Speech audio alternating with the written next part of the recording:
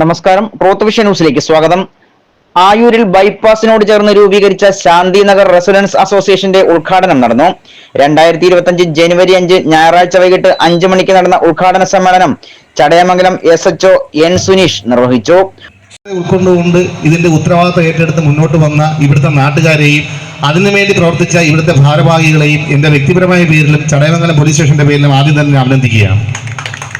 കാരണം വളരെ നിയമാനുസൃതം തന്നെ നടക്കുന്ന നമ്മളെ കേരള പോലീസിന്റെ ഒരു പ്രോഗ്രാമാണ് ജനമൈത്രി പോലീസ്.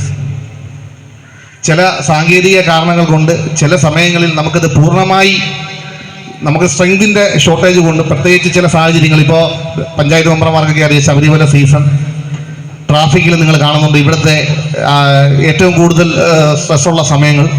അപ്പം നമുക്ക് പൂർണ്ണമായി ഈ ജനമൈത്രി പോലീസ് സക്സസ് ആക്കാൻ ചില സാഹചര്യങ്ങൾ നടക്കാതെ വരുന്നൊരു സമയമാണ് ഇപ്പോൾ ഉള്ളത്. അവിടെ ഏറ്റവും കൂടുതൽ നമ്മൾക്ക് പ്രയോജനപ്പെടുന്നതാണ് ഈ ജനമൈത്രി, ഈ റെസിഡൻസ് അസോസിയേഷന്റെ പ്രവർത്തനങ്ങൾ. കാരണം ഞങ്ങൾ തിരുവനന്തപുരം സിറ്റിയിലൊക്കെ ഞങ്ങൾ പറയുന്നത് തന്നെ യൂണിഫോം ഇടാത്ത പോലീസ് ഉദ്യോഗസ്ഥരെന്നാണ് പറയുന്നത്. കാരണം പോലീസിനോട് തോട് ചേർന്ന് നിന്ന് പ്രവർത്തിക്കുന്ന ഒരു വിഭാഗമാണ് റെസിഡൻസ് അസോസിയേഷൻ. ഉദ്ഘാടന ചടങ്ങിന് residence association president C Baby അധ്യക്ഷത വഹിച്ചു. എല്ലാം സ്വയം പ്രാപ്തിയുള്ളവരാണ്. നമ്മളെ സഹായിക്കാൻ മറ്റ് പഞ്ചായത്തുകളുടെ വേണ്ടുന്ന ഈ വഴികളോ കാര്യങ്ങളോ ഒക്കെ ചെയ്തു തരാൻ ആത്മാർത്ഥമായി വ്യക്തിപരമായി ബന്ധമുള്ള നേതാക്കളും നമുക്കുണ്ട്. അപ്പം നമുക്കൊന്നിനും ഒരു വിഷമവും ഇല്ല. പിന്നെന്താ, നമുക്ക് സന്തോഷത്തോടെ സ്നേഹത്തോടെ, സ്നേഹം ഇല്ലെന്നല്ല ഞാനീ പറഞ്ഞേ, കുറച്ചുകൂടി ബന്ധപ്പെടുവാനും സ്നേഹിക്കുവാനും അവസരങ്ങൾ കണ്ടുപിടിക്കണം എന്നാണ് എനിക്ക് അമൂഹമായി പറയുവാൻ. റെസിഡൻസ് അസോസിയേഷൻ സെക്രട്ടറി അലക്സ് മന്യോട്ട് സ്വാഗതം ആശംസിച്ചു. ഇതിനകത്ത് ഉൾപ്പെടുത്തിയിട്ടുണ്ട്. ഈ 48 ഭവനങ്ങളും പരസ്പര സഹകരണത്തോടെ മുന്നോട്ട് പോകണം എന്നാണ് എനിക്ക് അഭ്യർത്ഥിക്കാനുള്ളത്. ഏത് ഭവനത്തിൽ, നമ്മുടെ ഈ ഏരിയയിലെ ഏത് ഭവനത്തിൽ എന്ത് ആവശ്യം വന്നാലും നമ്മളെ കൊണ്ട് ഒക്കുന്ന രീതിയിൽ സഹായിക്കുക, സഹകരിക്കുക, പ്രവർത്തിക്കുക. അപ്പം ഞാൻ ആദ്യമേ പറഞ്ഞതുപോലെ നമ്മുടെ പ്രവൃത്തിയിലൂടെ നമ്മൾ മറ്റുള്ളവർക്ക് മാതൃകയാകണം. അതായിരിക്കണം നമ്മുടെ ഈ റെസിഡൻഷ്യൽ അസോസിയേഷന്റെ പ്രധാന ലക്ഷ്യം. രക്ഷാധികാരി ഫാദർ സ്പെൻസർ കോശി മുഖ്യ സന്ദേശം നൽകി സംസാരിച്ചു. നമ്മൾ പരിശ്രമിക്കണം. Try to make a better version of yourself. ഓരോ മനുഷ്യൻ അവനവന്റെ ബെറ്റർ വേർഷൻ ആകണം.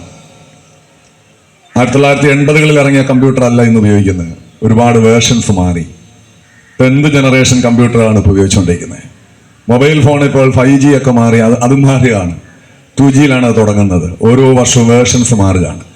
നമ്മുടെ ചിന്താഗതികൾ മാറണം. ഇതൊരു ബീറ്റാ ജനറേഷന്റെ കാലമാണെന്നാണ് പറയുക. 2025 പുതിയൊരു തലമുറ ആരംഭിക്കുകയാണ്. ബീറ്റാ ജനറേഷൻ എന്ന് പറയുന്ന ഒരു ജനറേഷൻ തുടങ്ങുകയാണ്.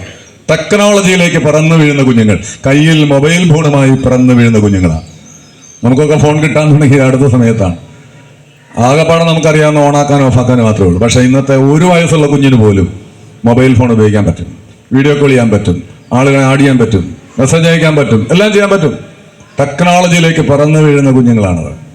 ഇടമുളയ്ക്കൽ ഗ്രാമപഞ്ചായത്ത് വൈസ് പ്രസിഡന്റ് GS അജയകുമാർ, ക്ഷേമകാര്യ standing committee chairman AM Rafi, ward member വിളയിൽ കുഞ്ഞുമോൻ, ഇടമുളയ്ക്കൽ ഗ്രാമപഞ്ചായത്ത് മുൻ മെമ്പർ ആയൂർ മുരളി എന്നിവർ ആശംസകൾ അറിയിച്ചു സംസാരിച്ചു.